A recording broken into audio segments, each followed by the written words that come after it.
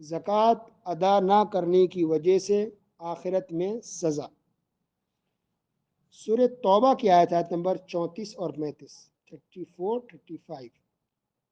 اللہ رب العالمین نے ارشاد فرمایا والذین یکنزون الذهب والفضة ولا ينفقونها في سبیل اللہ فبشرهم بعذاب علیم، کہ جو لوگ سونا اور چاندی کو جمع کر کر کے رکھتے ہیں لیکن اللہ کی راہ میں اس کو خرچ نہیں کرتے، یعنی زکوٰۃ ادا نہیں کرتے، اللہ کی راہ میں خرچ نہیں کرتے ہیں، تو ایسے لوگوں کو دردناک عذاب کی خوشخبری دے دیجیے۔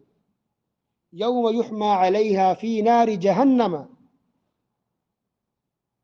کہ جہنم کے میں ان کے خزانوں کو، جہنم کے اندر اس خزانے کو جو دنیا میں جمع کر کے رکھتے تھے اس کو تپایا جائے گا، اس خزانے کو آگ میں تپایا جائے گا۔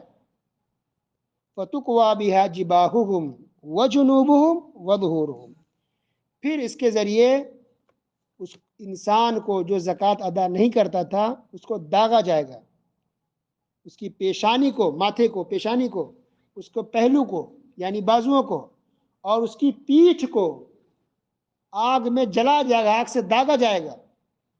هَذَا مَا كَنَزْتُمْ لِأَنفُسِكُمْ، اور کہا جائے گا کہ تمہارا مال ہی ہے، یہ تمہارا ہی مال ہے جو دنیا میں جمع کر کر کے رکھتے تھے۔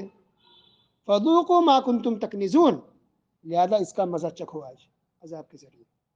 اللہ اکبر۔